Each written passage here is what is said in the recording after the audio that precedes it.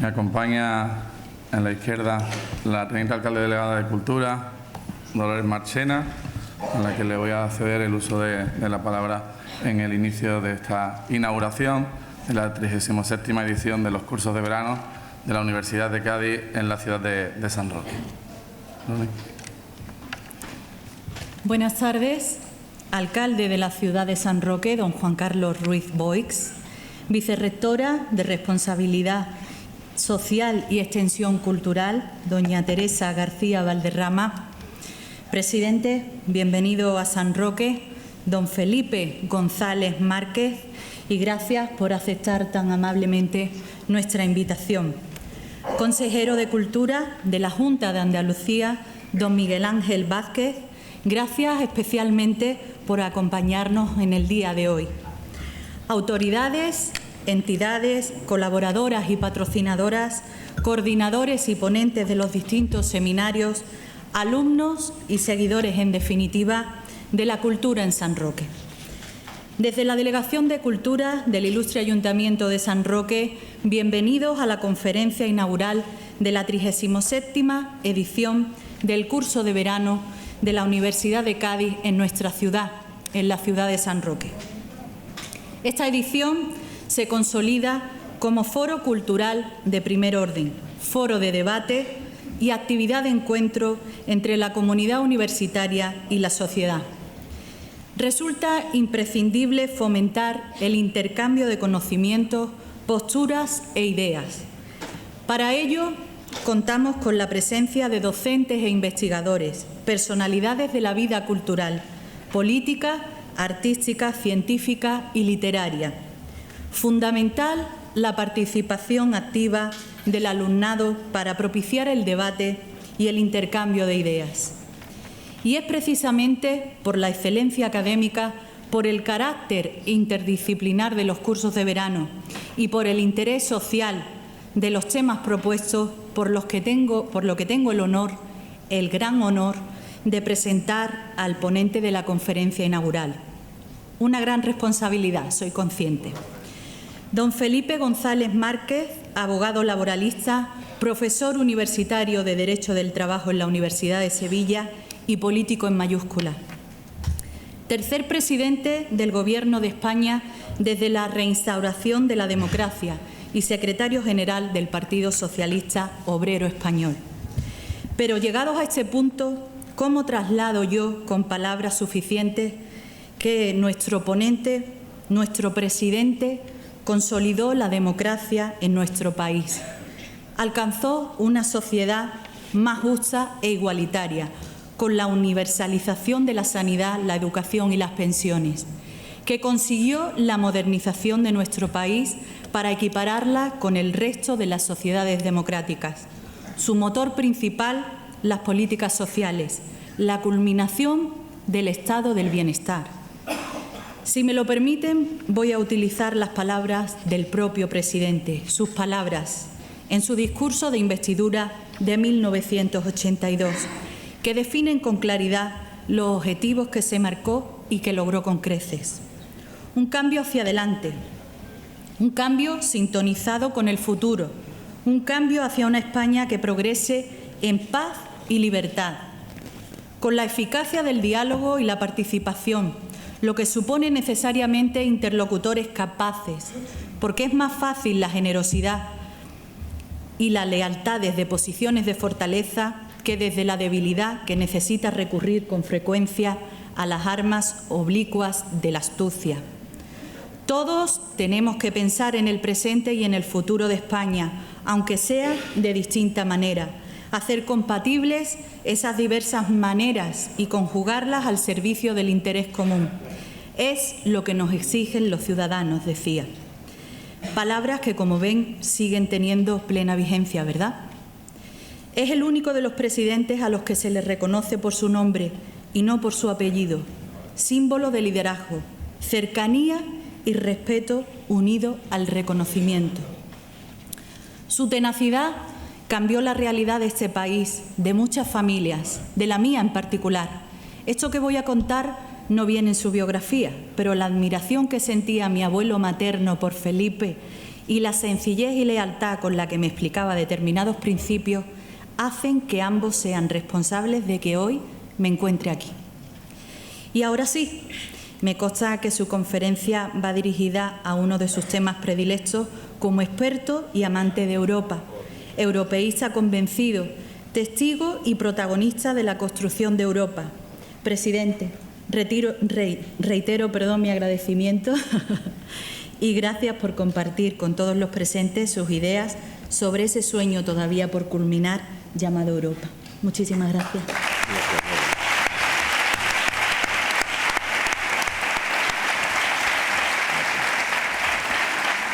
Toma ahora la palabra Teresa García Valderrama, vicerrectora de la Universidad de Cádiz. Buenos días. Alcalde de San Roque, señora concejala de Cultura, conferenciante inaugural Felipe González, autoridades, alumnos de los cursos de verano de la Universidad de Cádiz en San Roque, amigos y amigas, buenas tardes. Los cursos de verano de la Universidad de Cádiz en San Roque constituyen una consolidada extensión a la programación de cursos estacionales de la Universidad de Cádiz. Toman cada año con determinación el testigo a nuestra oferta formativa en la segunda quincena de julio y reafirman la solidez en el campus Bahía de Algeciras. De este modo, nuestros cursos estacionales complementan y refuerzan la actividad docente de la Universidad de Cádiz, que para el próximo curso cuenta en el campus Bahía de Algeciras con la cifra récord de 11 títulos de grado y 5 másteres oficiales. Ahora bien, los protagonistas absolutos de nuestra actividad académica y cultural durante la segunda quincena de julio son estos cursos que alcanzan su 37 edición y que demuestran cómo la transmisión del conocimiento ni descansa ni se va de vacaciones. De este modo, y como ocurre a lo largo de todo el año, la Universidad de Cádiz reafirma su compromiso con los estudios universitarios en la comarca del Campo de Gibraltar, en donde, como ven, ocupan un espacio ganado a pulso nuestros cursos de verano de San Roque. Una realidad que es ya una tradición y que sería inviable, desde luego, sin la implicación y la colaboración activa del Ayuntamiento de San Roque. Hemos forjado una sólida alianza institucional de la que se beneficia el conjunto de la sociedad de la comarca. Ese es el propósito y el sentido de tejer sinergias, unir esfuerzos para hacer más y llegar más lejos. Este acto de inauguración es una evidencia y un ejemplo de trabajo en equipo entre instituciones que en el camino encuentran además el apoyo de empresas y entidades públicas y privadas del entorno. Como ha sucedido a lo largo de los últimos años, el Ayuntamiento de San Roque ha vuelto a materializar su compromiso con estos cursos. Muchísimas gracias, señor alcalde. Ninguna institución pública está sobrada de recursos, por lo que siempre es plausible comprobar cómo se priorizan y se orientan hacia iniciativas y experiencias tan enriquecedoras y necesarias como este programa de cursos estacionales. Con ellos, el municipio de San Roque se convierte en un actor principal de la actividad de nuestro campus Bahía de Algeciras. El engranaje que permite el movimiento de una programación con 12 seminarios, cerca de un centenar de ponentes y de 400 alumnos, está integrado por un equipo humano de personas que, bajo la coordinación del Vicerrectorado de Responsabilidad Social, Extensión Cultural y Servicios, es posible. Gracias a todos los técnicos que han hecho posible esta realidad. Los esfuerzos internos se conjugan con los apoyos externos. Me refiero a todos los patrocinadores que con sus recursos respaldan la realización de estos cursos en un claro acto de responsabilidad social. UCA y Ayuntamiento lideran la organización, pero como sucede cada año, esta formidable iniciativa se materializa gracias a la implicación de los principales agentes económicos, sociales e institucionales de la comarca. Mi agradecimiento también a todos los patrocinadores. Precisamente gracias a su implicación se pueden ofertar un paquete de 20 becas de matrícula gratuita por cada seminario que garantiza que ningún alumno interesado que no tenga recursos pueda acceder a ellos. Mi agradecimiento a todos por su altura de miras, por tener la certeza de la necesidad y la necesaria interacción entre universidad, ciencia y empresa. Se trata de la mayor herramienta para la transformación y el crecimiento de una sociedad desde la puesta en valor y utilidad del conocimiento. El esfuerzo de todos nos ha permitido diseñar un programa de seminarios diverso, de calidad, cuyos contenidos están estrechamente relacionados con la epidermis social, cultural y económica de la comarca. La 37ª edición vuelve a incidir en la filosofía plural y abierta a toda la ciudadanía de la mano de una temática de gran interés que subraya algunas señas de identidad propia de estos cursos. Muchísimas gracias a todos y buenas tardes.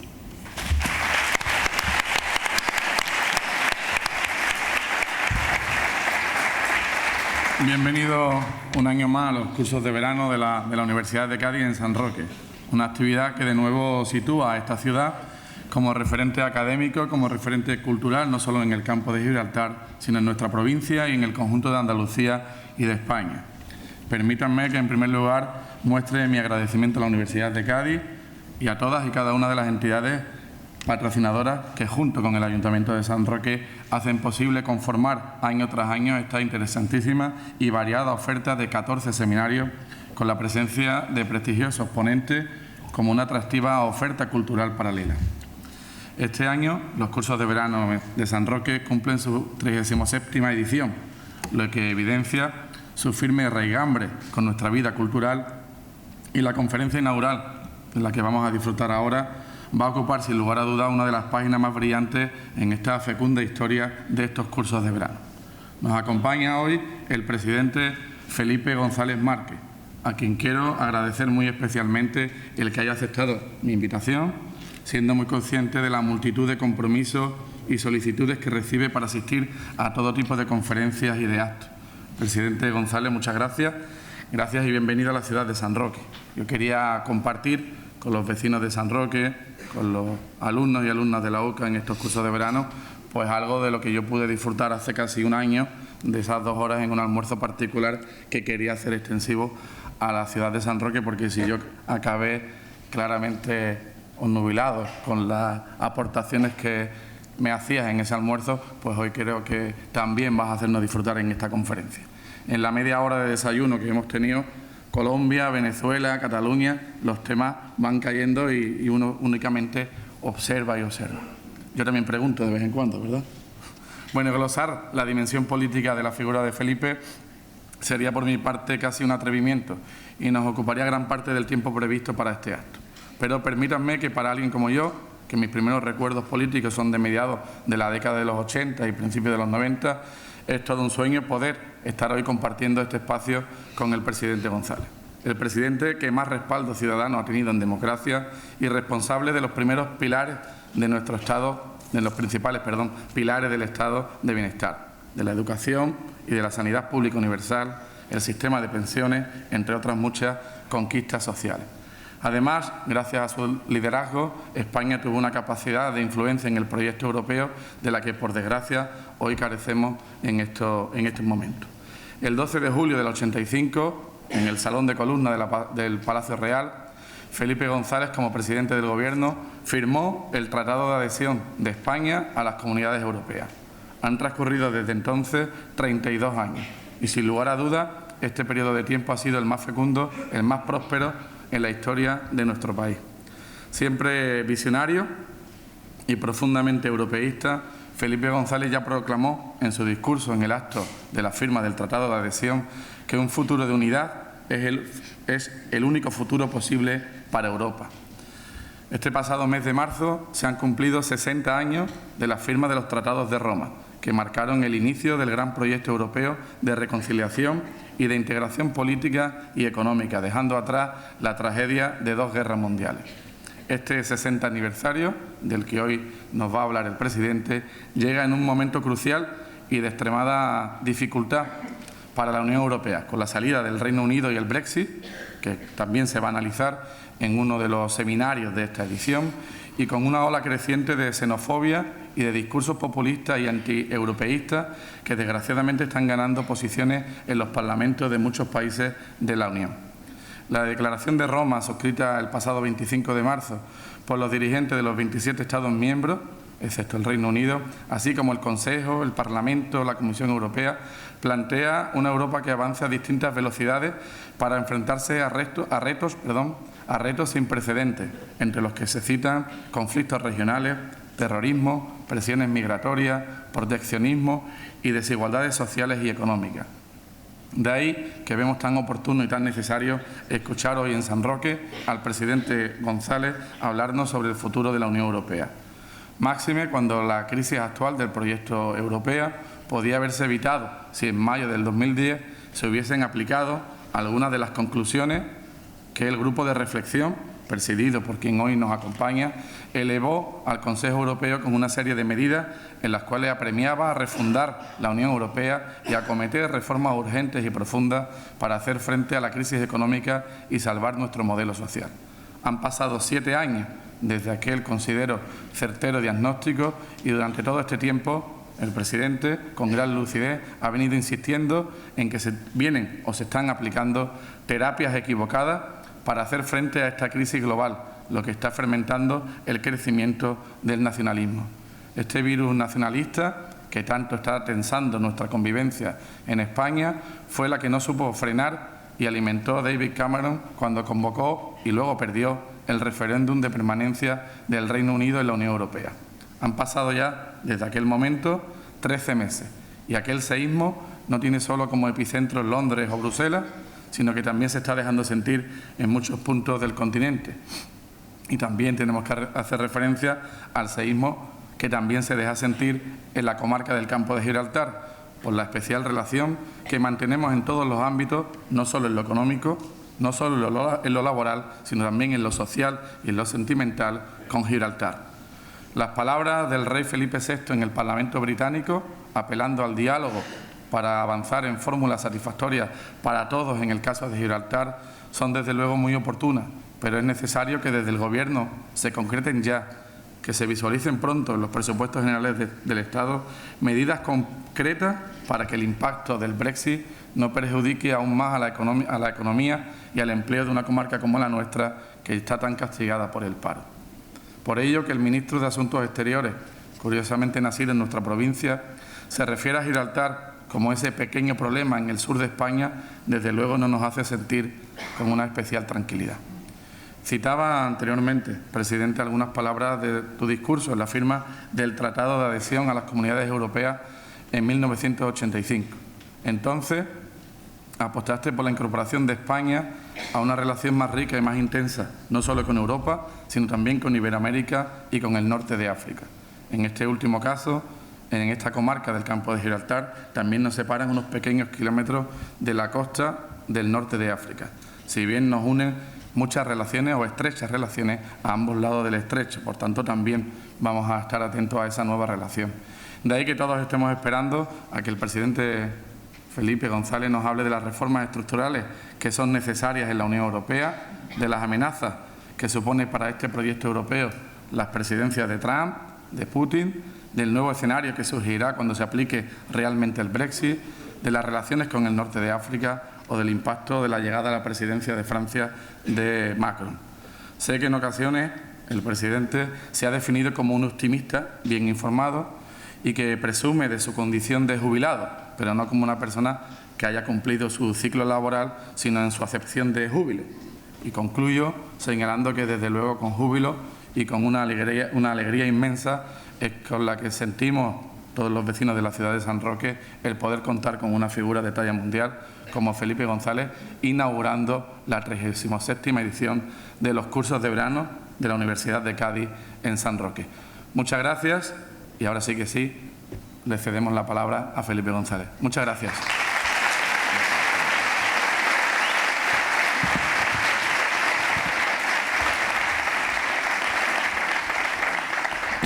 Muchas gracias, alcalde. Gracias, vicerrectora, concejala Lola. Gracias por la invitación, por vuestras palabras y por un tema que puede ser considerado oportuno en los momentos en que estamos viviendo, pero que cada vez lo vemos como un tema más alejado de nuestra realidad, cuando en realidad es muy próximo y nos va a condicionar mucho. ¿Qué va a pasar con Europa?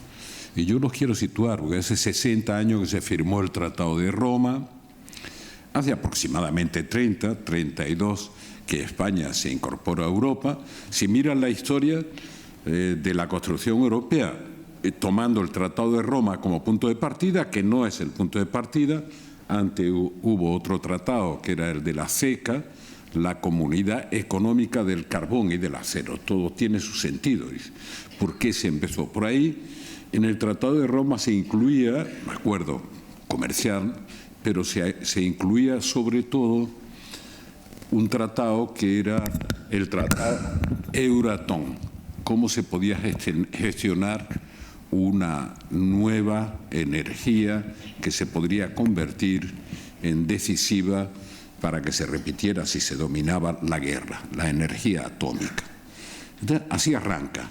Hace 60 años, con ese antecedente, España, que suele llegar tarde desde la era contemporánea a casi todo, llega a incorporarse a ese club 30 años después. No tiene mucha importancia el hecho que algunas veces se recuerda, como ahora, de que estuviera al frente del gobierno cuando firmamos el tratado y el tratado de adhesión. Porque ambos, el alcalde y Lola, han hecho un poco de balance de la gestión. Hace 21 años que salí del gobierno. Estuve casi 14 años. Cuando me preguntan sobre esto, enseguida vuelvo al tema de hoy. Y uno, ¿qué es lo que tendría que decir cada persona que es responsable de una etapa de gobierno en la que inexorablemente, si uno toma decisiones, se producen aciertos y se producen errores? Lo único que tendría que decir en serio es decir, oiga, la España que me encontré cuando llegué a final del 82 a la presidencia del gobierno y la España que teníamos en el 96 cuando salí del gobierno, ¿he contribuido a mejorarla, sí o no? Ese es el balance. ¿Era mejor en el 96 cuando salí que en el 82 cuando llegué?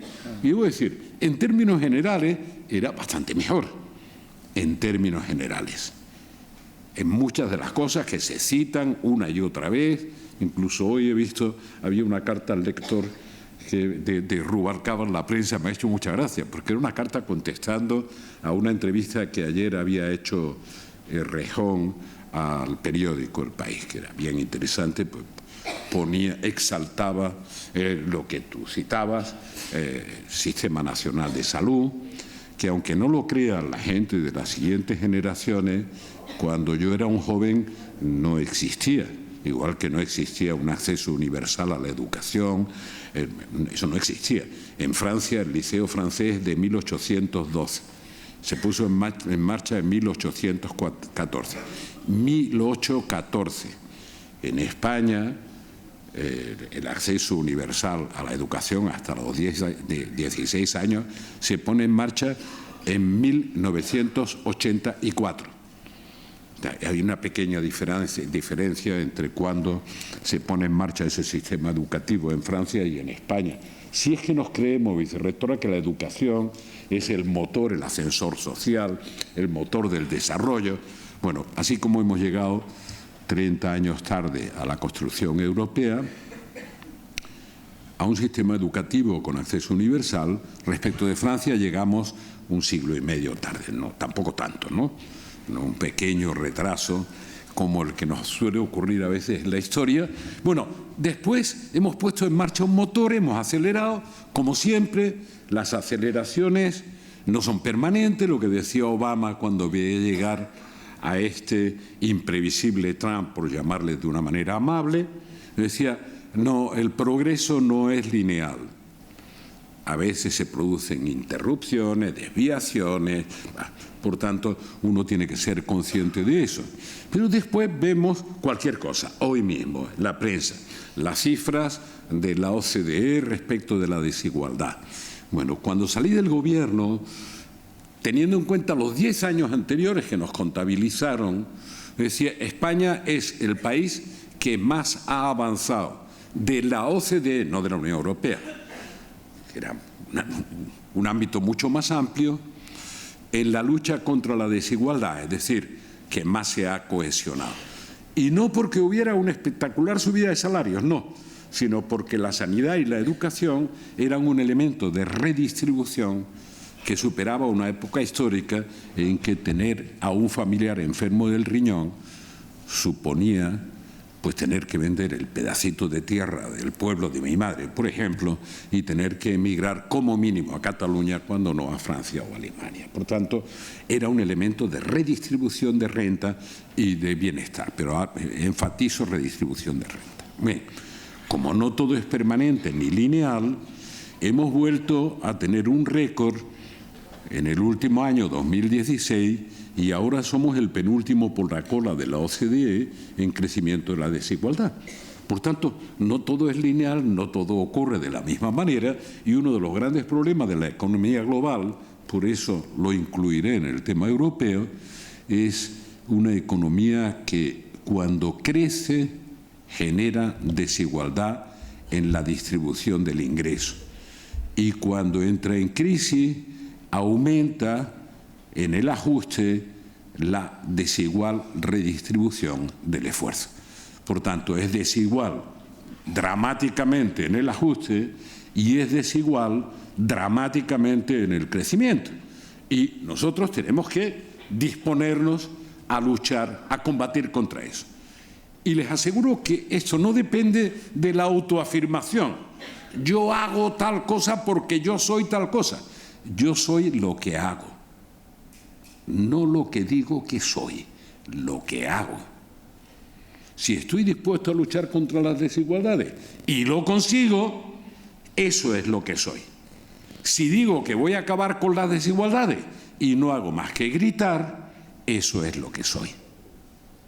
Por tanto, es importante que seamos capaces de reflexionar por el futuro que tenemos por delante, que no es fácil, pero que es mucho menos difícil que el que me encontré en el 82.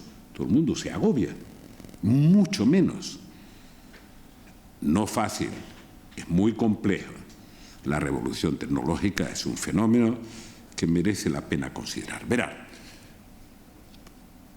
durante siglos Europa se ha mirado el ombligo como el centro del mundo con una cierta razón, porque de Europa salía casi todo, desde el Renacimiento a la Revolución Industrial, y por tanto Europa tenía un peso extraordinario, y hablo no de la Europa unida o de la Europa de los tratados, sino de la Europa de las naciones, la que ahora se vuelve a poner, digamos, como en cierto modo en marcha negativamente respecto de la Unión, pero fue un factor absolutamente decisivo a nivel mundial,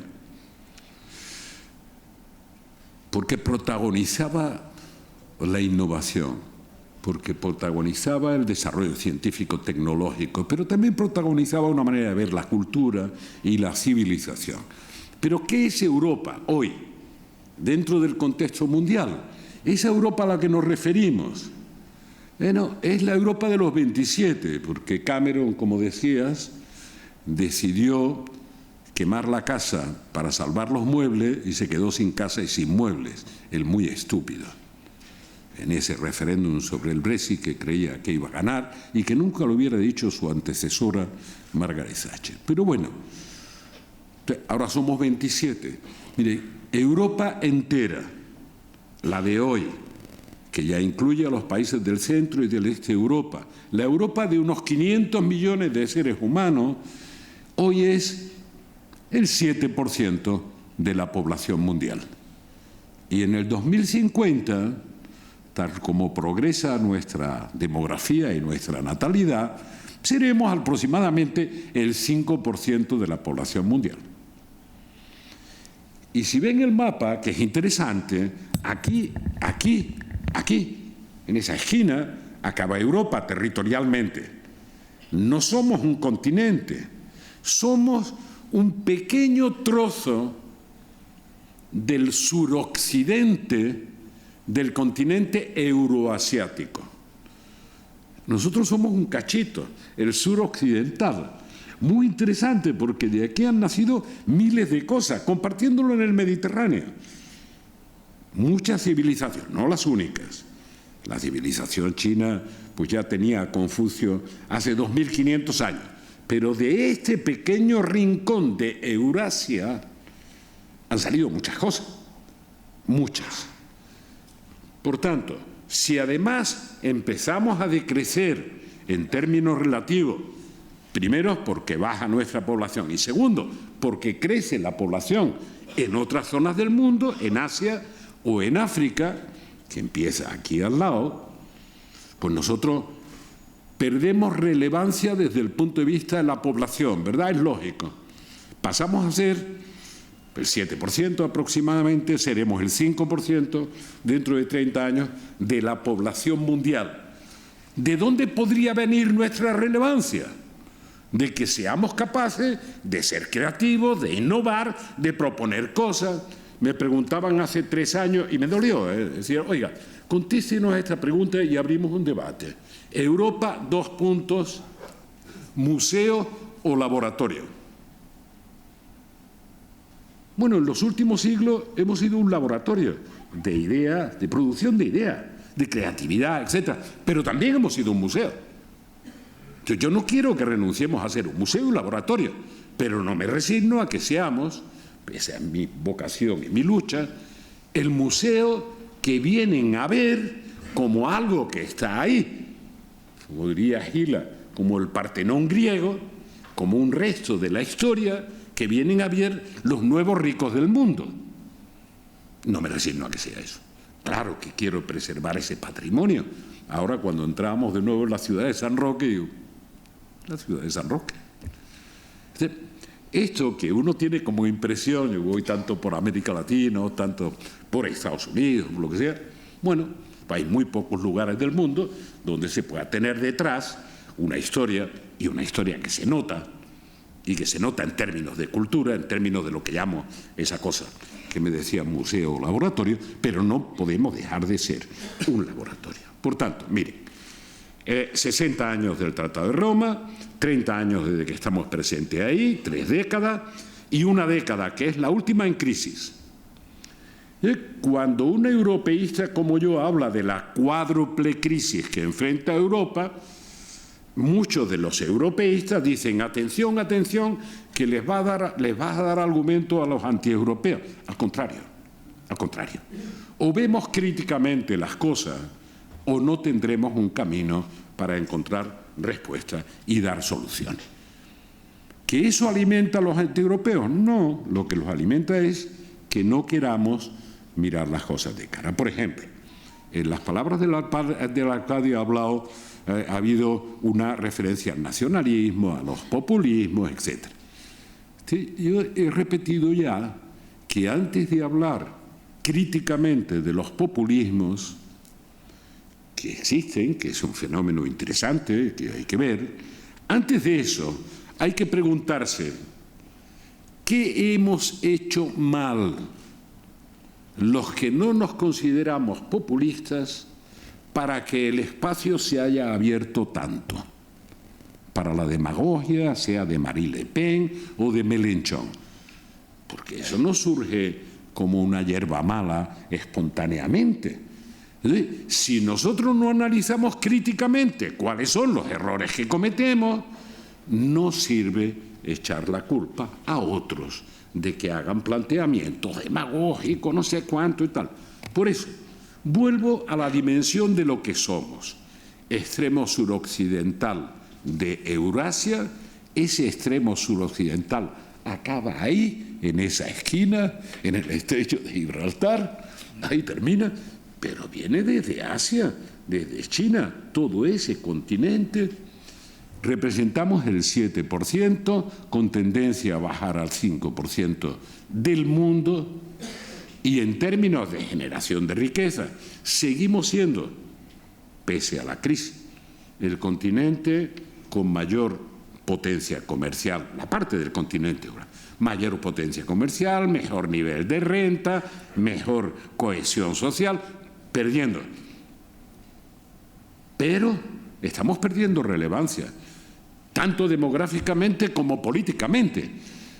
Europa es menos relevante para los ciudadanos europeos, de ahí el euroescepticismo. Europa es menos relevante para los vecinos. ¿Qué pesa Europa en la aportación de soluciones para la tragedia siria. Si lo piensa uno bien, dice, bueno, es que se está volviendo irrelevante. Es que es difícil identificar la posición de Europa. ¿Sí? Y la única manera de ser relevante para los demás es que también seamos relevantes para los ciudadanos. Dentro de la dimensión que tenemos. Pero yo no estoy dispuesto a resignarme. Yo creo que este pedacito suroccidental de Eurasia puede seguir siendo una potencia creativa en las ideas, en la innovación, en la cultura, en el desarrollo. Pero tenemos que ponernos las pilas, no nos viene de ningún lado. Ahora bien, ¿por qué soy europeísta? Porque si juntos vamos a terminar siendo el 5% y somos el 7%, por separado, uno a uno, empezando por el más grande, Alemania, ¿qué somos en ese mundo que llamamos de la globalización? No somos nada. Por eso me resulta tan chocante esta reaparición de los nacionalismos. No, es que éramos muchos y parió la abuela, que decía uno, somos pocos y de verdad nos queremos dividir para ser menos significativos, menos relevantes. Cuesta trabajo creerlo, ¿verdad?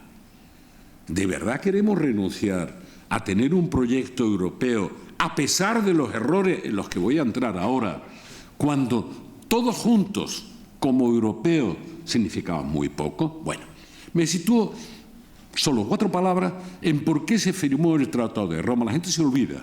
Ahora estamos conmemorando, que significa traer a la memoria lo que se hizo en marzo del 57, que fue firmar. Entró en vigor en enero del 58 ese nuevo tratado, y antes se había firmado el Tratado de la CECA. Mucha gente ve con desprecio lo que sea. No tenía importancia, serán temas comerciales y tal. Miren, veníamos como europeos, nosotros vivíamos en los márgenes del sistema, veníamos de 2 guerras mundiales, provocadas por Europa, es decir, por las potencias europeas, no por Europa, que era una abstracción. Y se firmó un tratado que era el de la CECA, previamente, carbón y acero. ¿Por qué tiene importancia firmar un tratado sobre el carbón y el acero? Porque el carbón y el acero eran los materiales imprescindibles para la guerra clásica. Por tanto, quien dominaba la cuenca del Ruhr y tenía el carbón y el acero, por eso la pelea permanente de Francia y Alemania por dominar el Ruhr, tenía una ventaja relativa muy importante en la guerra entre las naciones para el dominio de Europa. Ese fue el motivo de la Primera Guerra Mundial y de la Segunda Guerra Mundial. Con otros añadidos que dentro del nivel en el que estamos de debate político en todas partes, no solo aquí, cuesta trabajo comprender que las preguerras siempre han sido anunciadas por la resistencia a que haya acuerdos comerciales o por un deseo de romper lo que es natural de una economía abierta y de acuerdos comerciales, es decir, han ido acompañadas siempre de proteccionismo, como el que representa el señor Trump, pero no solo el señor Trump, porque él quiere proteccionismo para Estados Unidos, pero no quiere que la Unión Europea haga una imposición sobre Google o sobre cualquiera de las grandes empresas americanas, Microsoft, etc. O sea, él dice, el mercado de Estados Unidos para nosotros y el vuestro también para nosotros. Esa es la teoría. Y esa teoría ha llevado a 2 conflictos mundiales con otros añadidos. Por tanto, se firmó el Tratado del Carbón y el Acero. Y hace 60 años se firma en el Tratado de Roma también el Euratom. El Euratom, que era el nuevo carbón y el acero del futuro, que era la nueva fuente de energía que genera la bomba atómica y, por tanto, una hegemonía para dominar a los demás. Y deciden, con buen criterio, que había que salir de la patología de la guerra y del enfrentamiento y había que entenderse poniendo en común aquellos instrumentos que permitían la división, el enfrentamiento y la guerra. Esa es la razón del Tratado Euratom. Y eso fue lo que ocurrió hace 60 años. Una pequeña tontería. Queríamos que no se repitieran más las guerras mundiales, queríamos salir de la patología de la guerra a la ética de la paz. Y había que ponerse de acuerdo en algunos elementos que algunos ven, esos son tratados comerciales. Usted perdone, detrás de eso hay nada más y nada menos que el deseo de que no se vuelva a repetir un enfrentamiento con decenas, centenares de millones de muertos. Por tanto, hay algo más que la simplificación que algunos hacen de estos temas. Por tanto, así nacemos. Y de ahí hemos ido pasando, a veces con euroescepticismo y otras veces al galope, a distintas etapas de la construcción europea, profundizando en la unidad europea y en la extensión de Europa.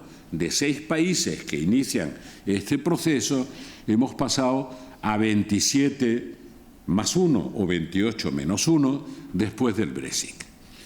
Y yo he vivido una época, la he vivido con mucho compromiso, que ha sido la década del 85 al 95, que calificábamos como la década de la galopada europea, con Mitterrand, con Helmut Kohl, acabamos de hacerle el funeral, y con Jacques Delors. ¿Por qué? Porque fue la década que se hizo tratado que se llamó el Acta Única con fondos de cohesión y fondos de... Bueno, algo que deberíamos conocer y no olvidar bien en España. Fondos de cohesión, fondos estructurales, los que nos permitieron la cofinanciación de una parte de lo que mencionaba, que era la modernización de España. Desarrollo de las infraestructuras, etc.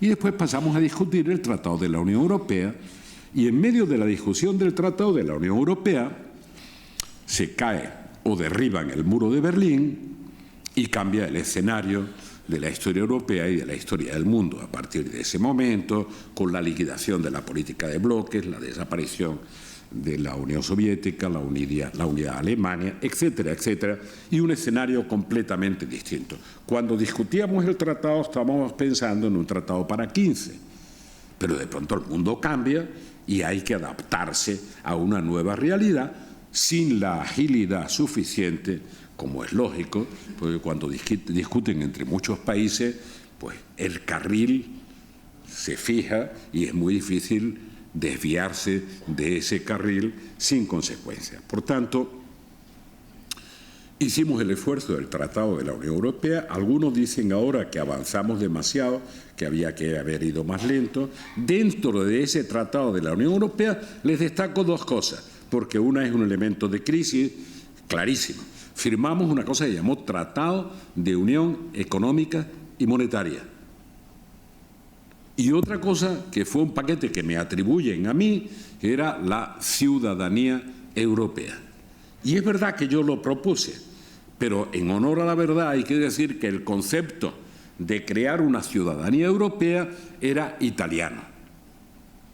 Pasa que los italianos son buenos para conceptualizar y no tan buenos para ejecutar. La idea la tienen brillante, pero a la hora de aterrizarla en la realidad son un poco menos eficientes. Por tanto, teníamos esos 2 pilares. La gente dice, no, de nuevo, unión económica y monetaria, atención, y ciudadanía europea. ¿Se avanza más o menos? Bueno, y así quedó eso. En Madrid se bautizó la nueva moneda, llamándola euro, en diciembre del 95, y como hace tanto tiempo, pues esas cosas se olvidan, y 5 años después se puso en marcha la moneda. Bueno, y llevamos los últimos 10 años, hago referencia a esto porque planteó problemas estructurales, los últimos 10 años de los 60 llevamos soportando primero la crisis de Lehman Brothers, la implosión del sistema financiero que arrastra, sistema financiero americano y global, que arrastra a la economía y que se prolonga hasta hoy las consecuencias de esa crisis. Primera crisis que tiene que enfrentar Europa, que creía que era un problema de Estados Unidos, una tontería, era una crisis del sistema financiero global que inmediatamente contagió a Europa y frente a la que ha reaccionado mal, es decir, se ha equivocado. La segunda crisis que se nos vino encima fue la crisis de los refugiados o de los inmigrantes, como quieran, porque son las dos cosas en dimensiones distintas, frente a la que Europa, de nuevo, ha reaccionado mal o no ha tenido política. Y la poca política que ha tenido no la aplica. Ni siquiera hemos sido capaces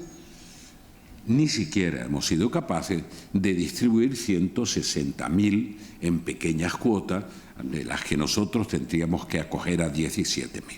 Pero no digo que se haya hecho una mala política respecto al refugio y la inmigración, etcétera. No. Mi preocupación, si se hubiera hecho una mala política, tendría una posición de análisis crítico respecto a esa política para proponer otra. Es que simplemente no se ha hecho ninguna política. No hay ninguna política europea para inmigración y refugio. De tal manera que las costas, los límites, la frontera sur de Europa, no es la frontera sur de Europa, aunque los italianos, los pobres, gritan cada vez más con razón.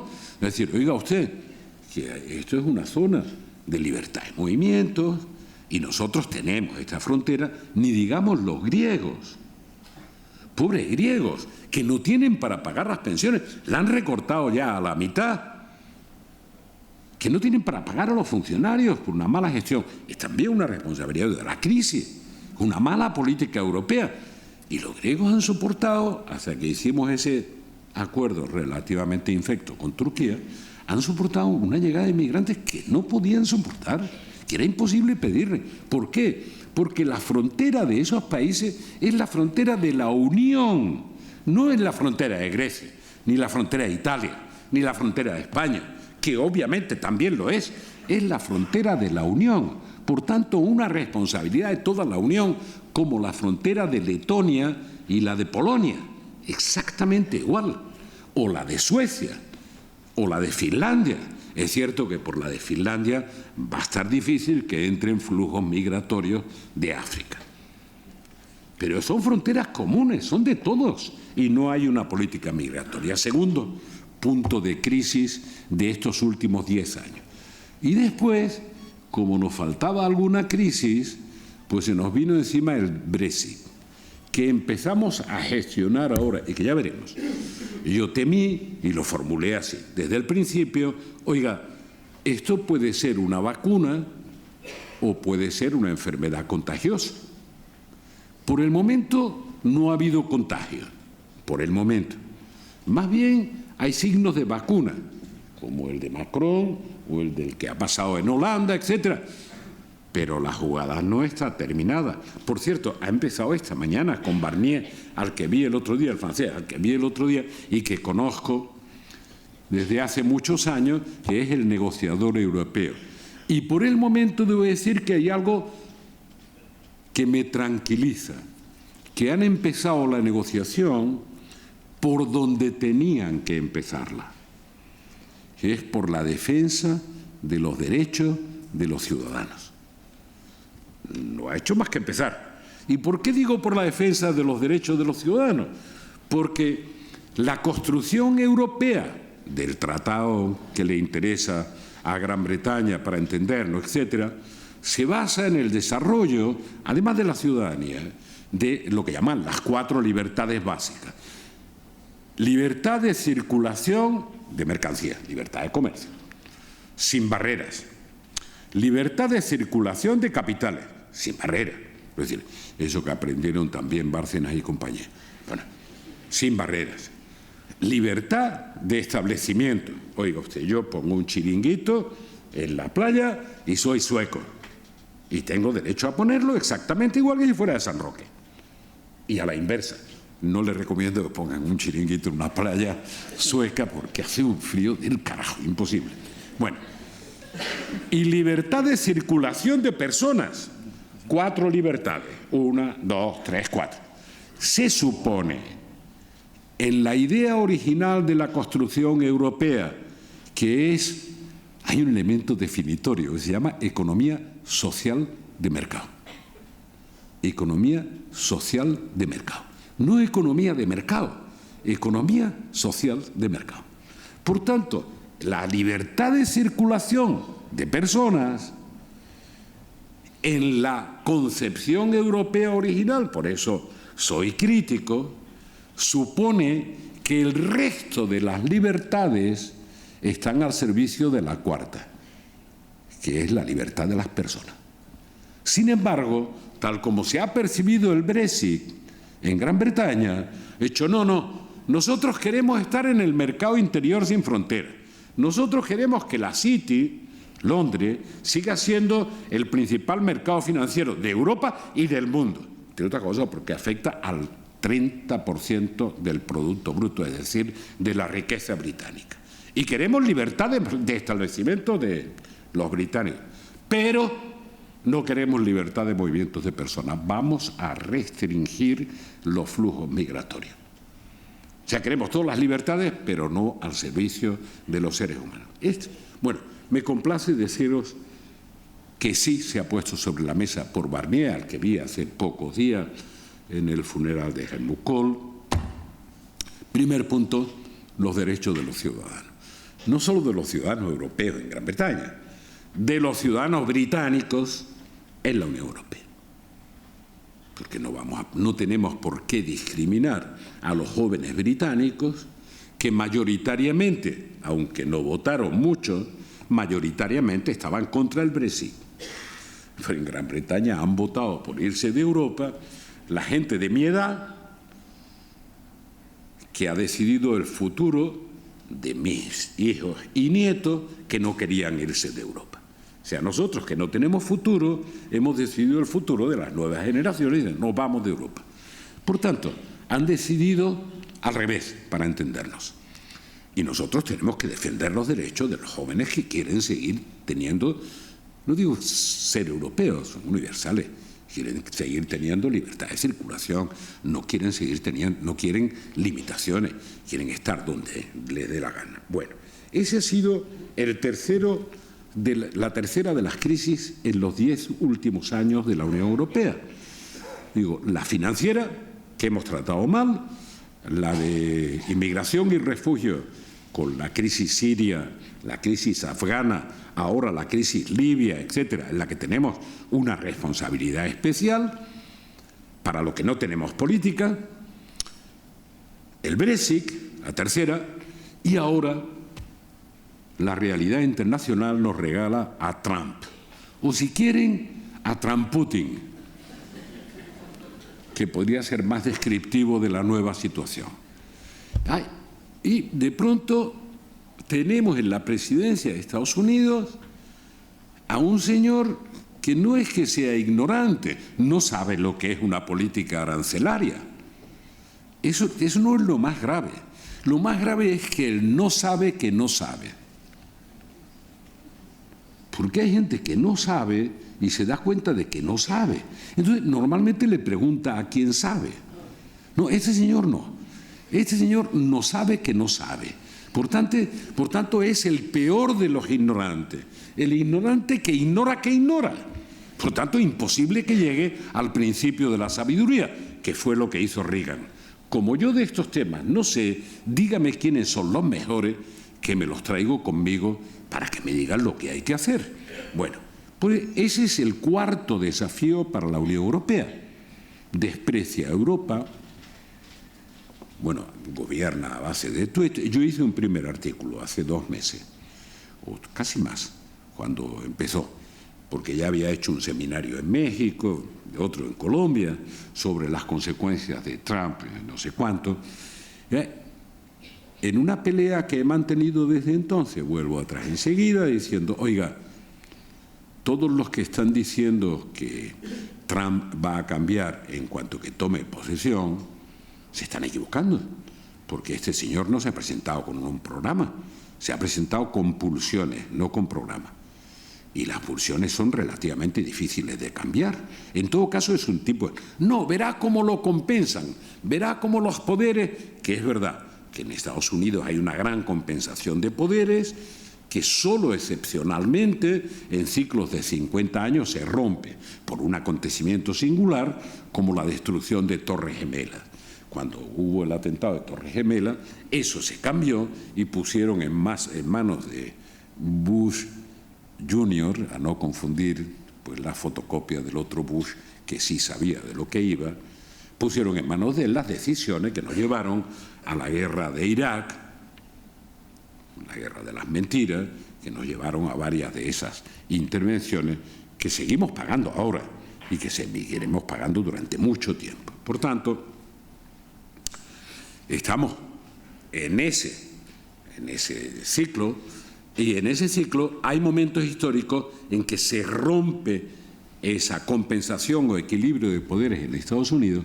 Este no es ese momento histórico, pero desde luego Trump no entiende que el Tribunal Supremo le pueda decir que no, no entiende que el Parlamento le pueda decir que no a alguna de sus propuestas, no lo entiende, no entiende que se investigue sus relaciones con Putin, no lo entiende, él cree que no, él cree que todo el poder tiene que ser para él, como además lo ejerce de verdad arbitrariamente.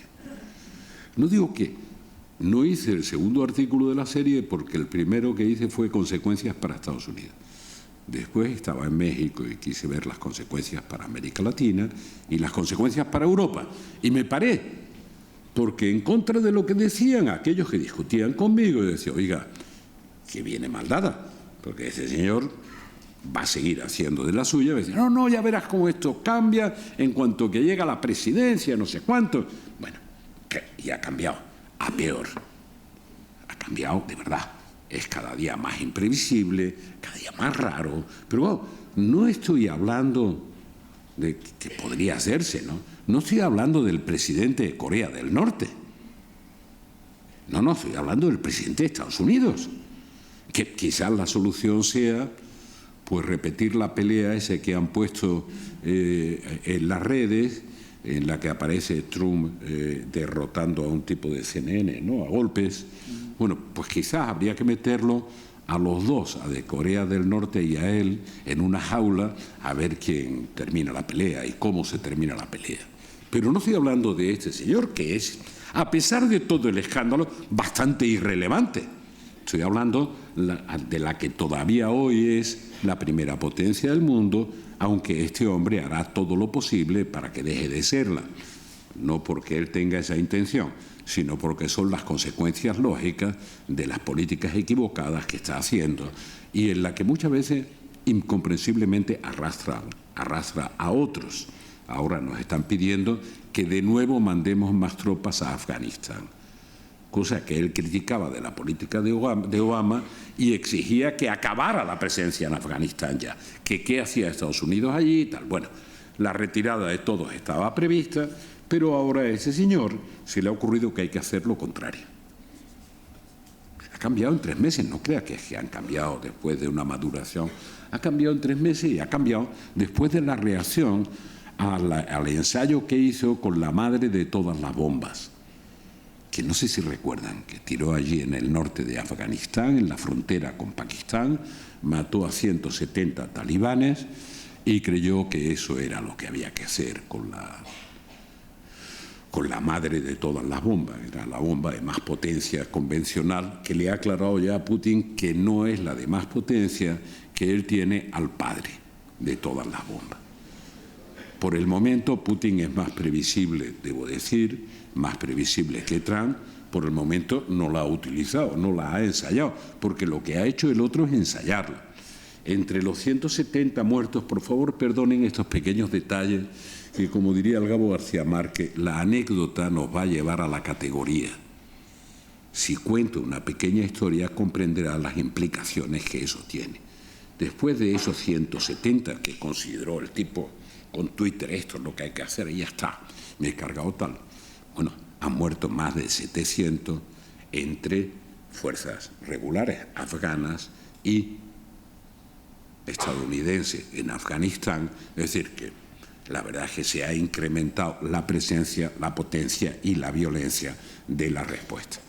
Con lo cual lo lleva a la conclusión de lo contrario. porque es obvio que con la madre de todas las bombas no se acaba una guerra. No llegaba a la conclusión contraria de la que pretendía. Hay que irse a Afganistán, ahora tengo que ir y además tienen que venir los demás. Entre otros demás, a España, que por fortuna en el tiempo de Zapatero se decidió que para mandar tropas a una zona de guerra había que pasar por el Parlamento y ser aprobado por mayoría parlamentaria. Así que no diré más, que aquí los espero. Aquí los espero, no me meteré en eso, pero aquí los espero. Por tanto, miren, hemos respondido mal a la crisis económico-financiera que empieza con Lehman Brothers.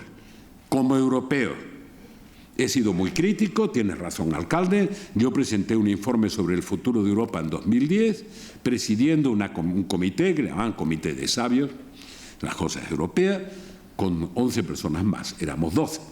Y presentamos un informe, y en el informe planteábamos la necesidad de haber hecho, antes de eso, pero en ese momento, políticas anticíclicas para no entrar dentro de esa dinámica. En mala hora la califiqué de austericidio, no de austeridad, porque ahora pues tiene montones de padres la palabra austericidio, pero veía que estábamos equivocándonos, que deberíamos haber hecho unas políticas anticíclicas, como no digo revolucionarias, hacer que hiciéramos las de Maduro, como las de Estados Unidos.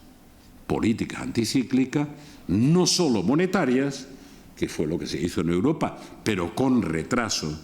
En 2011, 2012 empezó el Banco Central Europeo, sino políticas activas contra el ciclo para no cargar todo en un exceso de austeridad que ha matado a los griegos y que nos ha lesionado gravemente a nosotros, además de a otros. Digo gravemente. Y nos lo podíamos haber ahorrado. Estados Unidos ha hecho lo contrario y era el origen de la crisis. En el informe estaba así, alcalde, e hicimos el informe a petición de los 28. Se pusieron de acuerdo unánimemente. En 2008 nos encargaron el informe, estuvimos 2007, diciembre. En 2008 pusieron en marcha el grupo, las cosas de Palacio van despacio, y en el 2008 ya habíamos tenido la crisis financiera. Y por tanto, la primera discusión dentro del grupo que tenía que hacer el informe, que no era una cosa que decidiera yo, era si me apoyaban en la idea de que había que hablar de la respuesta a la crisis. O como el informe era sobre el horizonte 2020-2030, sería ridículo que mencionáramos la crisis en el informe porque decían algunos, los que llaman optimistas, quizás por falta de información, que la crisis pasaría en 2 años. Me decían en 2008. También aquí lo decían, incluso las autoridades. No, esto, 2010 ya estamos remontando. Yo decía, no, nos va a costar 10 años como mínimo. Como mínimo. Y las consecuencias más. Era evidente. Pero bueno, a pesar de esa pelea, había un paquete de políticas anticíclicas que si tienen curiosidad, y comprendo que es una curiosidad más que ciudadana universitaria, si ven las propuestas que está haciendo Macron con el compás de espera de que pasen las elecciones alemanas, son propuestas que ya estaban contenidas en ese informe. ¿Quiere decir que sea yo tan optimista de pensar que alguien se ha leído aquel informe de los jefes de Estado y Gobierno que me lo encargaron? No, no se lo leyeron entonces, no se lo van a leer ahora, que son herederos de los otros y toman distancia, no. El informe era breve, incluso había esa cosa que está de moda, que era un resumen ejecutivo de 7 folios,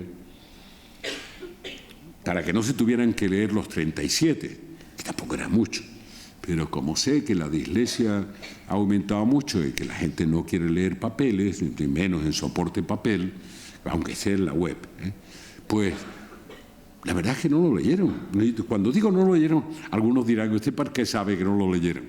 Hombre, porque los he seguido viendo y algunos de los que he seguido viendo, próximos y distantes, me preguntaban ya entonces, oye, ¿habéis puesto algo en el informe sobre la relación con Rusia? Por decir algo, ¿no? Y yo, sí, no es muy largo, pero hay algo. Ah, bueno, me interesa. O sea, no lo habían leído. Por tanto, esos son de los típicos informes que se encargan, se entregan y son esfuerzos que conducen a la melancolía. porque sirven para ponerlo en la parte de abajo de un cajón. Pero es verdad que las medidas que hoy está proponiendo, incluso de financiación solidaria de la deuda hasta el 60% del Pacto de Estabilidad, están en el informe. Pero bueno, ¿cuáles son los fallos de las políticas europeas frente a la crisis? El fundamental es conceptual. Europa cree, con una hegemonía del pensamiento, digamos, más conservador, no del pensamiento de un tipo como Kohl, para no confundir, sino de otros, cree que lo que estorba a Europa para competir en la economía global es exactamente la dimensión social de la economía de mercado, que es un invento europeo. Por lo tanto, cree que ese es el lastre. Y es curioso que lo ha creído empecinadamente hasta llevarnos hasta esas políticas de austericidio, hasta un punto en el que los demás empiezan a pensar, incluidos los de Davos, que la economía global tan financierizada de hoy crea tal nivel de desigualdad en la distribución del ingreso, cuando va bien, cuando va mal ni os digo, crea tal nivel de desigualdad que no es sostenible. No digo que no sea moralmente aceptable. Olvídense, no nos vamos a poner en el confesionario de quién es más ético o menos ético. Simplemente los expertos dicen no es sostenible un modelo que crea desigualdad en los niveles en que lo crea este modelo de la economía financierizada de la globalización. De tal manera que están llegando a esa conclusión, que es la conclusión de que tienen ustedes que hacer un modelo conceptualmente de economía como el que ha permitido que Europa sea la sociedad más cohesionada del mundo, en el mismo momento en que los europeos han creído, por esa hegemonía del pensamiento conservador, que el estorbo era la dimensión social de la economía de mercado. Es un disparate, pero es así. Y ese es el fondo del problema. ¿Por qué es el fondo del problema? Porque verán, yo firmé ese tratado, que Dios me perdone si es que se mete en este negociado alguna vez. Yo firmé un tratado de unión económica y monetaria. Han desarrollado la unión monetaria, es decir, una pata del tratado, y no la unión económico-fiscal. Es decir, no hay un gobierno de la economía de la moneda única. No hay más que política monetaria. Y dentro de la política monetaria del Banco Central no hay más que un parámetro para hacer esa política monetaria, que son los precios. No como en la Reserva Federal de Estados Unidos, perdone que le recuerde esto, que hay dos parámetros. Evolución de los precios que tienen que contener con la política monetaria y evolución del empleo o desempleo.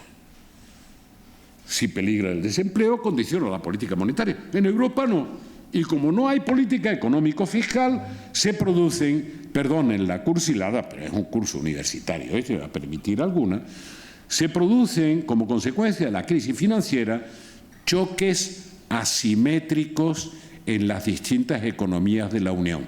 A nosotros nos tocó ese choque asimétrico, porque nosotros en enero de 2008, perdonen que les diga, teníamos mejores cifras en la unión monetaria, que no económico-fiscal, mejores cifras que Alemania y que Francia, mucho mejores.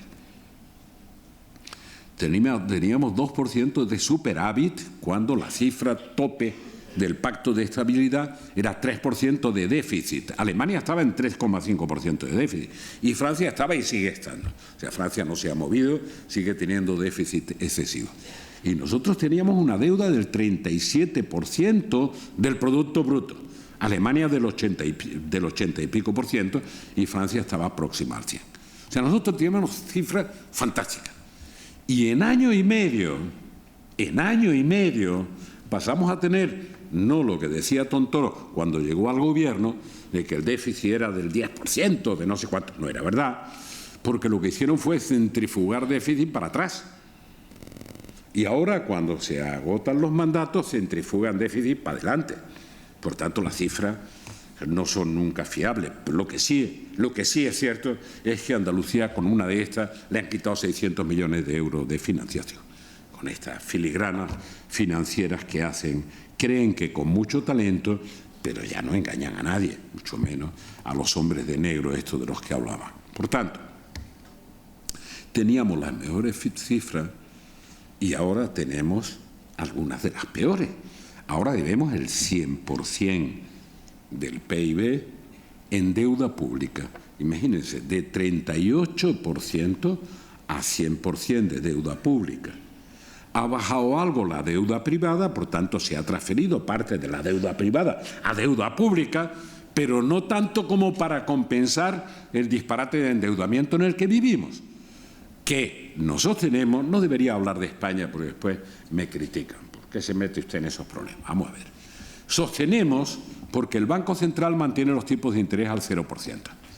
Por tanto, estamos financiando esa deuda con intereses muy bajos.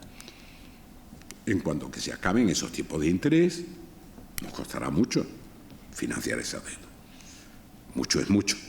Por el momento, no es que nos cueste poco, porque si uno tiene todo el paquete de la deuda, cosas que no veo, de verdad no lo veo, en las discusiones políticas afectan a la vida real de los españoles, a nosotros nos está costando unos 33, 34 mil millones, 3,5 puntos de PIB, financiar ese volumen de deuda. Es mucho, Y estamos, atención, y estamos con 0% de tasa de interés del Banco Central Europeo. Claro, si el Banco Central Europeo pasa a 2 puntos de tasa de interés, a nosotros se nos encarece la deuda en 3-4 puntos más de PIB.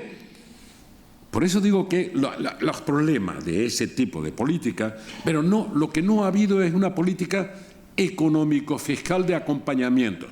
Se firmó el Tratado de la Unión Económica y Monetaria, problema estructural. Se aplicó solo la Unión Monetaria y no la Unión Económica. Se quedó una pata coja. Se hizo lo que se llamaba la Agenda de Lisboa, que no obligaba a nada. Y claro, cuando uno no está obligado a nada, pues no hace nada. Si no está obligado, pues no hace nada. Bueno, total. Hemos enfrentado mal esa política, no hemos hecho esa crisis, no hemos hecho políticas anticíclicas adecuadas. Hemos pagado un precio altísimo en sufrimiento social, pero lo peor no es que se pague un precio altísimo.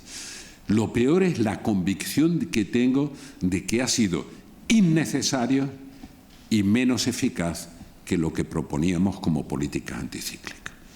Porque cuando no te queda más remedio, como le pasó a los finlandeses en el año 91 que se hundió la Unión Soviética, y con la Unión Soviética, poca gente lo sabe, se perdió el 50% del Producto Bruto de Finlandia porque vivía de las exportaciones que heredaron de sanciones de guerra. Imagínense, vivían de las exportaciones a la Unión Soviética con una industria naval y con una industria ferroviaria que iba toda para la Unión Soviética peta, dejan de comprar y se les cae a la mitad la riqueza. Digo, es inevitable que haya un ajuste si es la mitad de la riqueza. Después ya remontaron con esa fantástica política educativa que hicieron y con esa fantástica política de innovación que llevó a Nokia a ser una de las, quizá la principal empresa del mundo. Después entró en crisis y tenían el 80% en algún momento de la producción en China.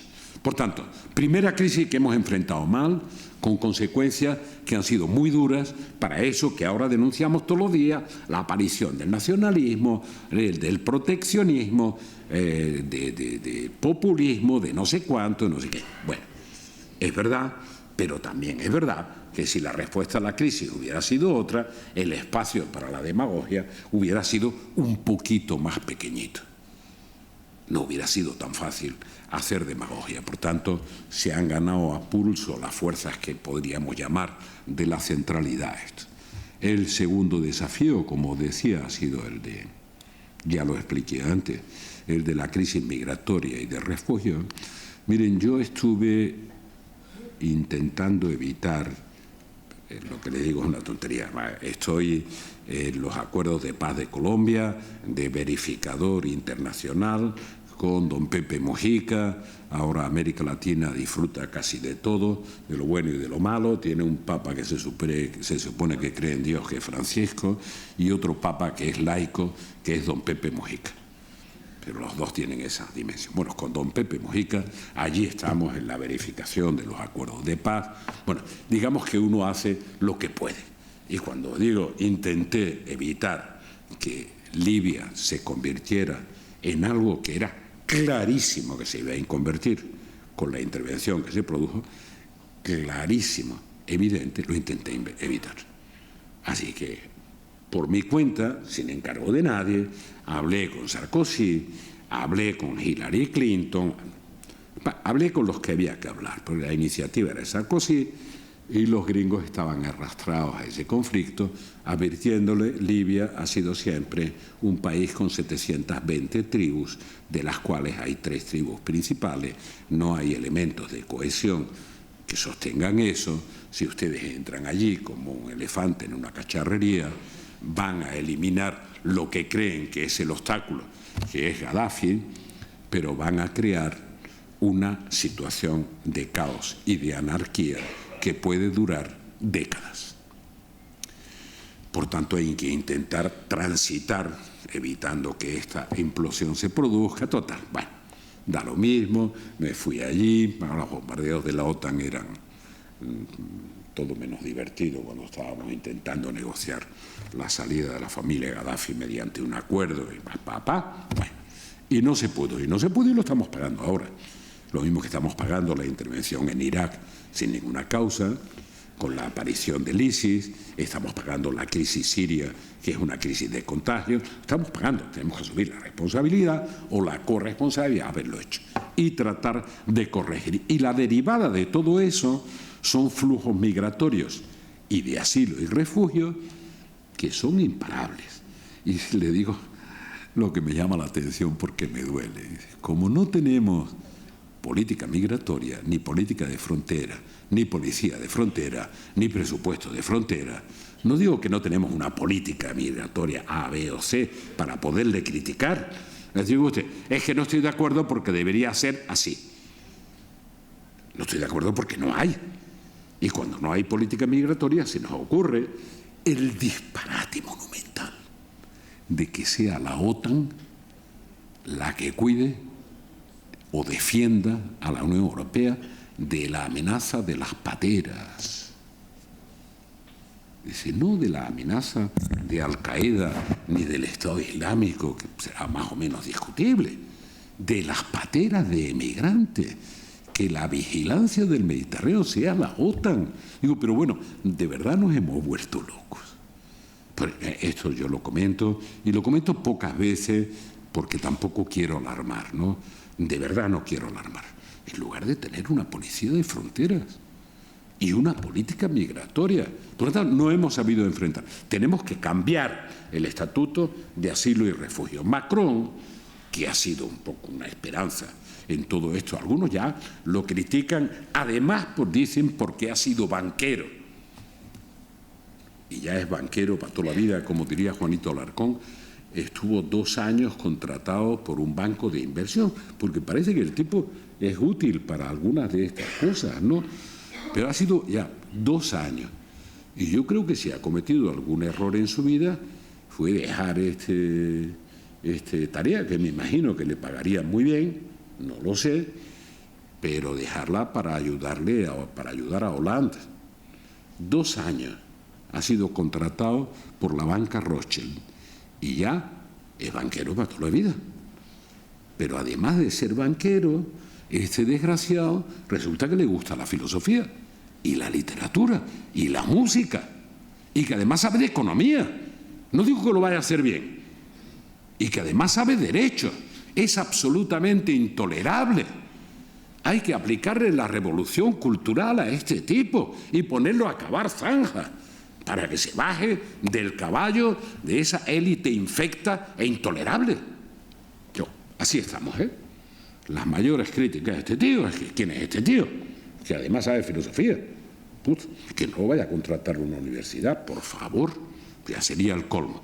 Estamos en esa locura. Bueno, alguna esperanza nos dio, alguna, sobre todo respecto de lo que pasaba. No digo que va a acertar, digo, me parecía lo más incomprensible de todo es que en segunda vuelta los que decían que era la izquierda de verdad, dijeron que no, que ellos no votaban por Macron, frente a Marine Le Pen, frente a Le Pen.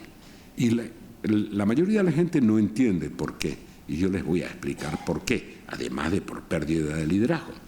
Porque el 55% de los votantes de la CGT, el sindicato que fue durante 70 años el sindicato más fuerte de Francia, de matriz comunista, el 55% estaba tentado de votar a Marine Le Pen, como ha pasado con el medio oeste americano con Trump.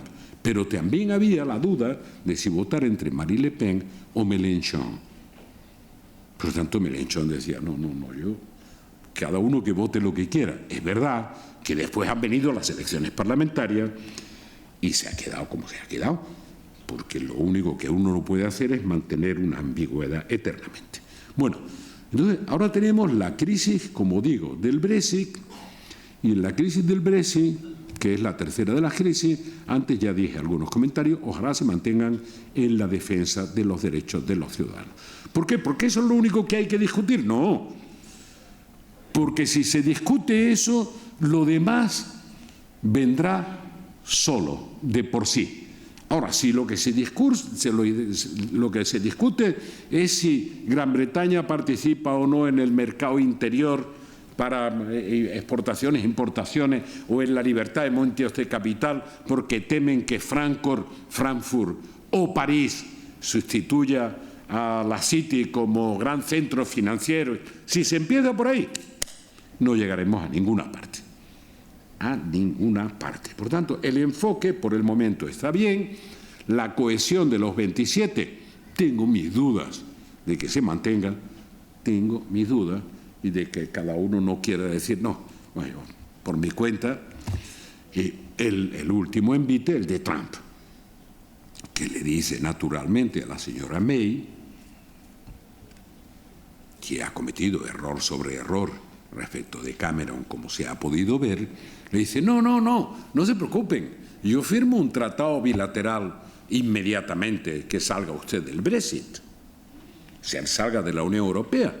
Y dijo, como el hombre es tan ignorante que ignora su nivel de ignorancia, es incapaz de comprender que cuando se produzca el Brexit, él ya no tiene tiempo de negociar un tratado, salvo que lo reelijan los americanos para la siguiente ronda o no salga antes por un impeachment, que todo es posible. Pero claro, el Brexit tiene 2 años de tiempo de negociación, que se deslizará por lo menos un año. Él lleva ya los primeros 6 meses, por tanto, se mete en la siguiente campaña electoral. Pero aún así, él quiere hacer un tratado bilateral con Gran Bretaña para que se ponga a sus órdenes Gran Bretaña y vea lo que puede hacer. Pero bueno, con Europa no quiere nada.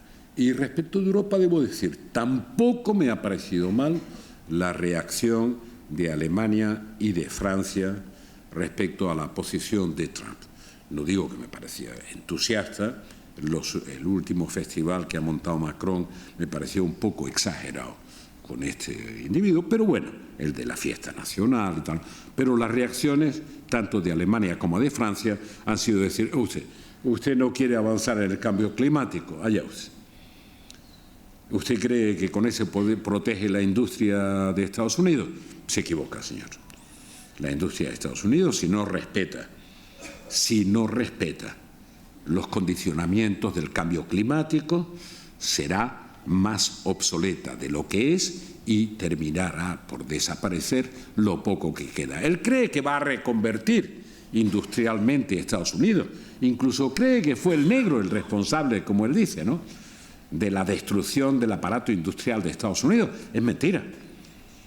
Lo que él cree que va a reconstruir ya estaba en crisis hace 30 años, como es natural, como pasó en Europa, en toda Europa, incluido España. Yo viví esa crisis del aparato industrial. Entonces, él cree que lo va a revertir. Es mentira. Ni siquiera se da cuenta de que la potencia de Estados Unidos es la innovación y que la innovación está relacionada con el talento. Y que cuando deje de ser atractivo para el talento por las limitaciones en el mundo, por las limitaciones que ponga este tipo, Estados Unidos dejará de ser la primera potencia del mundo en producción de talento y en empresas. ¿Y cree que eso lo va a sustituir recuperando las antiguas acerías de Estados Unidos? Es mentira, es un error. ¿O cree que lo va a sustituir aumentando el gasto militar? Es otro error. Por mucho gasto militar que meta, en Estados Unidos hay la convicción lógica y clara de que Estados Unidos, por muy superpotencia que sea, no puede atender dos conflictos al mismo tiempo. Nunca dos al mismo tiempo. Y claro, ahora tiene una especie de menú para atender unos pocos. Ahora quiere volver a Afganistán, no quiere salir de Irak y quiere ser protagonista en Siria. Pero claro, a mí se le pasa por la cabeza qué hacer con Corea del Norte, para entenderlo. Por tanto, estamos en una zona de riesgo extraordinaria en el que hay una cosa buena, que es que Europa tiene que ser consciente de que su futuro tiene que depender de Europa misma. Eso se traduce inmediatamente por la señora Cospedal en aumentar los gastos de defensa. Y el aumento de los gastos de defensa, su embajador y exministro de Defensa lo traduce inmediatamente en compra de material militar de Estados Unidos.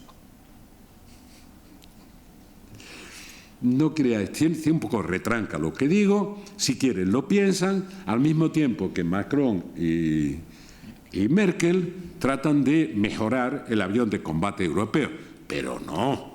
Si se aumentan los gastos de defensa, mejor comprar el avión de combate de los americanos como europeos. Si es Trump el que nos está ayudando, ¿no?, en la construcción europea. Es decir, es todo un gran disparate, porque, créanme, esto que digo que parece menor, no está en el debate político.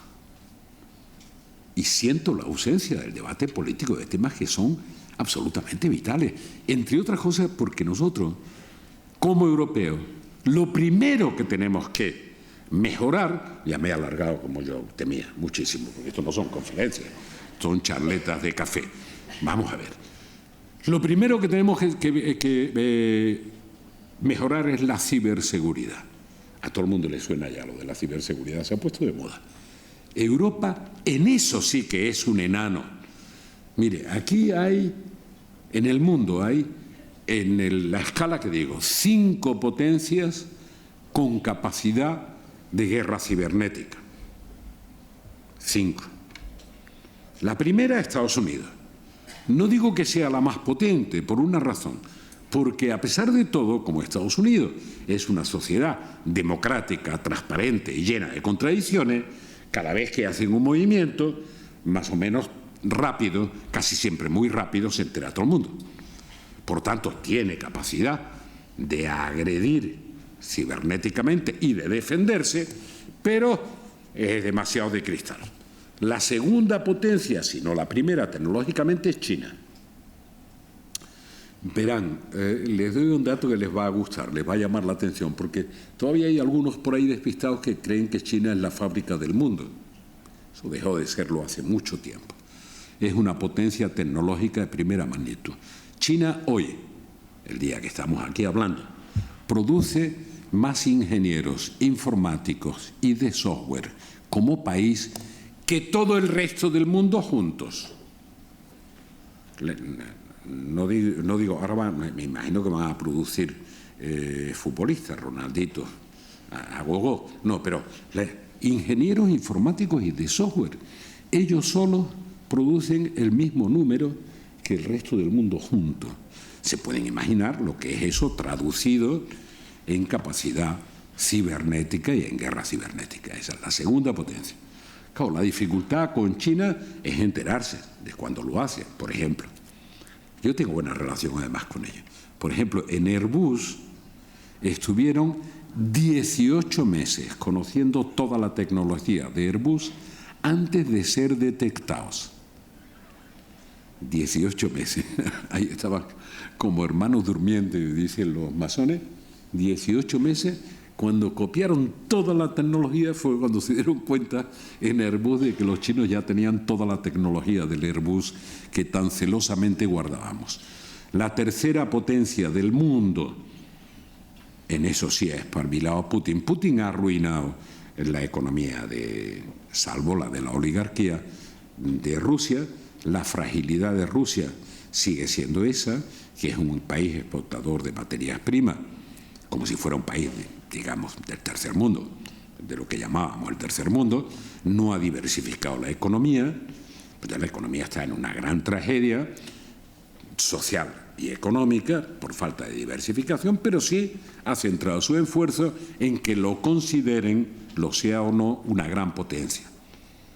Porque eso sí le gusta a los rusos, que da miedo, que meta miedo. Bueno, han metido mucho dinero para ser claros en ciberseguridad. Y eso que dicen de que penetran las elecciones de Estados Unidos, sí, y las alemanas, y las que quieran, y las francesas, absolutamente. Tienen capacidad, por tanto. Y voy por la tercera. La cuarta, probablemente con tanta capacidad como Rusia, es Israel. No hace falta que les explique por qué, ¿no? Es la cuarta, ya se sabe por qué lo es. Y tiene enorme. ¿Y dónde está la quinta? Busquémosla. La quinta es Irán. Irán es la quinta potencia en el desarrollo cibernético y de la ciberseguridad. O sea, no está por delante ni Alemania, ni Francia, ni Gran Bretaña, no digamos España. Europa no tiene ninguna capacidad de respuesta en ciberseguridad. La primera reacción muy tardía es de la señora Merkel, que se ha comprometido 600 millones de euros para desarrollar cierto sistema de defensa cibernético. 6.000 millones de euros ponía cada año Obama. 600 versus 6.000, se dan cuenta, ¿verdad?, de lo que estoy diciendo. Y en eso sí que hay que mejorar la seguridad, no en carros de combate obsoletos o no obsoletos, pero que no es de verdad, la guerra no va por ahí, la guerra va por la ciberseguridad, sobre todo el enfrentamiento. Después, al final es verdad que todo termina, diría un clásico de 2000 años, en tierra, porque al final si no se ocupa la tierra, no termina. Por tanto, veamos, tenemos la necesidad de mantener a Europa cada vez más cohesionada, esa será mi conclusión. Llevamos 4 tacadas de crisis en los últimos 10 años, en las que hemos respondido desde mal la primera hasta regular, mal también la segunda, si es la crisis migratoria, irregular con el Brexit, está por ver, y relativamente esperanzador que le hayan plantado una cierta cara a Trump. Y ahora viene lo que tú decías de las velocidades, las más o menos velocidades y tal. ¿Qué podemos hacer? Yo les diré cuál es mi posición. En el debate esto de necesitamos más Europa o menos Europa, que es el debate de moda, ¿será de varias velocidades o será de una velocidad? ¿Cómo se hace esto? Primero, respuesta al debate de más o menos Europa. Créanme, no se trata de más o de menos Europa. Tenemos que mejorar la calidad de Europa, mejorar la calidad, tanto desde el punto de vista de las competencias como desde el punto de vista del control democrático de las decisiones que se toman. Y para mejorar la calidad no es aumentar la burocracia fitosanitaria, aunque haya que hacer buenos reglamentos, lo que va a aumentar la calidad, sino a irritar a mucha gente, porque no hay posibilidades de control más que a nivel local o interno. Hay que aumentar la calidad de la gobernanza con un gobierno del euro. Un gobierno del euro. Pero para que haya un gobierno del euro y no nos cabreemos, ese gobierno tiene que tener estrictos controles democráticos. No puede haber un ministro de Finanzas del euro que haga lo que le dé la gana. Tiene que tener estrictos controles democráticos. Atención, a continuación. Por tanto, hay que reforzar al Parlamento Europeo, porque si la gente cree que los controles democráticos, lo he visto ahora con la discusión del CETA, del tratado con Canadá y esa historia sobre los que no me voy a pronunciar para no crear más tensiones, esto es el Parlamento Europeo el que tiene que controlar al ministro de Economía y Finanzas, si lo hay, del euro.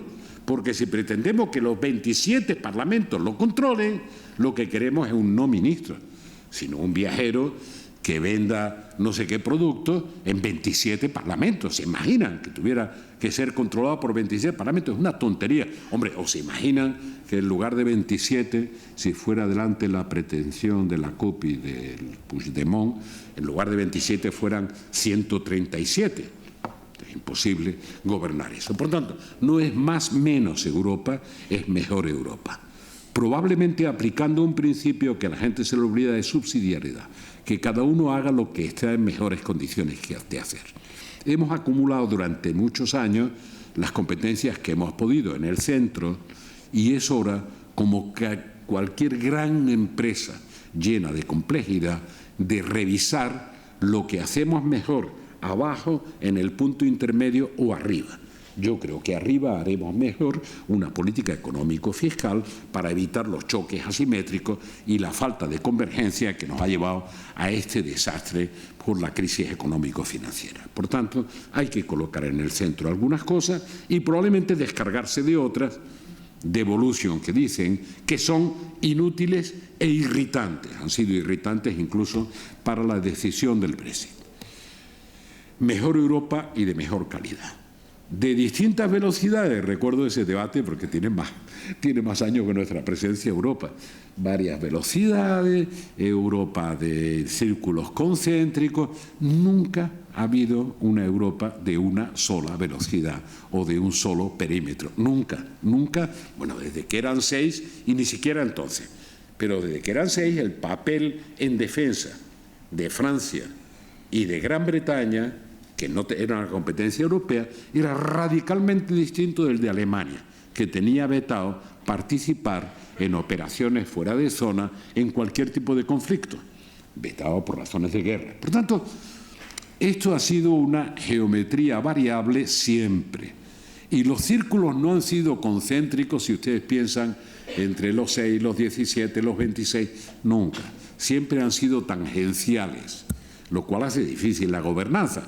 No se puede complejizar tanto. Pero en todo caso, lo que tiene que quedar claro es un principio. Los que quieran avanzar tienen que avanzar respetando a los que no quieran avanzar y haciéndose respetar por los que no quieran avanzar. Y el principio no puede ser más fácil. Decir, oiga, nosotros queremos un gobierno económico-fiscal de Europa. No, eso no puede ser porque se crean 2 Europas. Ustedes están invitados, cuando quieran cumplir las reglas de juego, a participar en eso que ustedes dicen que no puede ser. Por tanto, vamos a estar siempre abiertos a que haya mayor número de jugadores, pero ustedes no pueden impedir sistemáticamente que se mejoren las condiciones de gobernanza de la Unión Europea. Todo esto que parece una reflexión separada de nuestra realidad es vital para nuestro futuro, para el futuro nuestro, incluso el de esta zona tan próxima a África. Es vital para que Europa recupere relevancia para los ciudadanos y relevancia para el mundo. Tenemos que tener una política exterior y de seguridad en serio. Ahora Mogherini, que trata de hacerlo bien, tiene mucho más personal, mucho más medios que Javier Solana, que trabajaba con 6 o 7 y ni siquiera era considerado Mr. Pez porque no se había puesto en vigor el Tratado de Lisboa. Ella tiene en vigor el Tratado de Lisboa. Pero vista la actitud de Europa, Mogherini tiene menos margen de maniobra que el que en la práctica utilizaba Solana para ser relevante en los conflictos internacionales, en el de la antigua Yugoslavia o en el de Irán con las negociaciones sobre el tratado nuclear. Por tanto, aunque me he centrado en Europa, he hecho algunas excursiones por ahí, quiero decirle, mi europeísmo es de convicción y la convicción se basa en la razón, pero también en la pasión. Yo creo que de la patología de la guerra a la ética de la paz hemos pasado porque ha habido Unión Europea. Y creo que volveríamos a esa patología. La historia no se escribe solo de una vez si nos equivocamos. Por lo tanto, racionalmente, si vamos a ser el 5% de la humanidad, juntitos estaremos mejor que cada uno por nuestra cuenta siendo el 0,3%.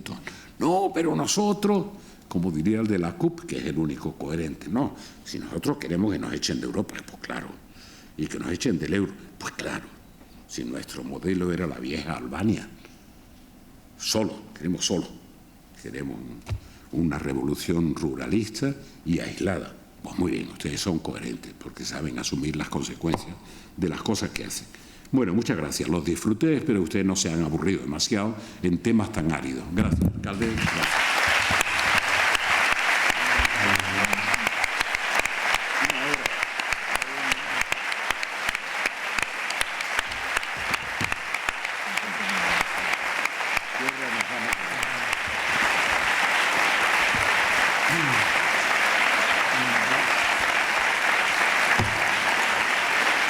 Gracias. Muchas gracias, presidente.